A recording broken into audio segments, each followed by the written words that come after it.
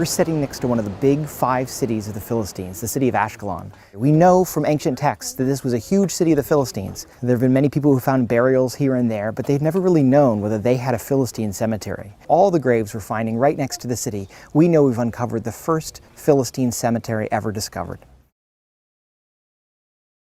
This cemetery is going to teach us a whole lot about the Philistines that we didn't know before. We've learned about their houses, and we've learned about what they ate, and we've learned about who they traded with. But now we're seeing the people themselves. We found beads before scattered in the street, or a lost earring here or there.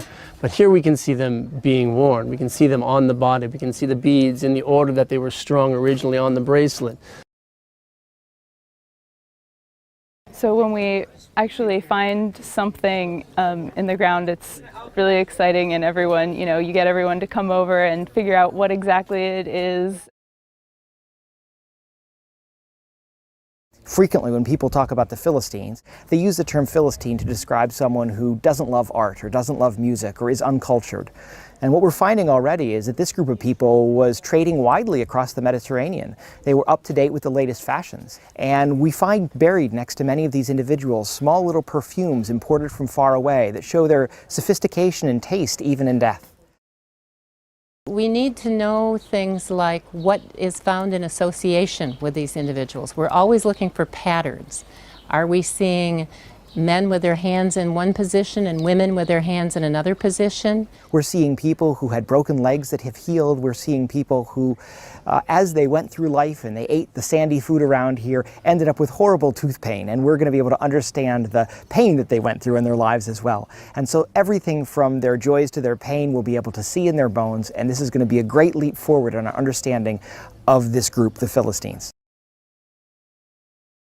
Over the years, we have noticed that Ashkelon is occupied after one culture after another for about 5,000 years. Every year we have a remarkable group of students and volunteers who come from all over the world in order to work with us here at Ashkelon. So as students come here, they find complex, rich, interesting archaeology. And this draws students back year after year from around the world who know that this is a place where they can be well trained in archaeology and where they can find fascinating things.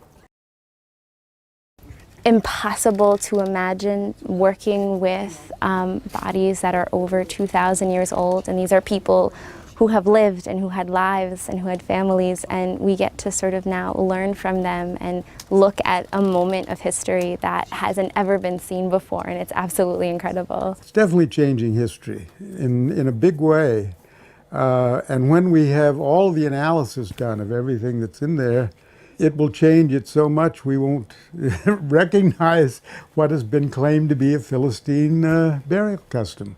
This is really the final step, the final great find of a very long excavation. And in many ways, it's the culmination of 30 years of work trying to find the Philistines.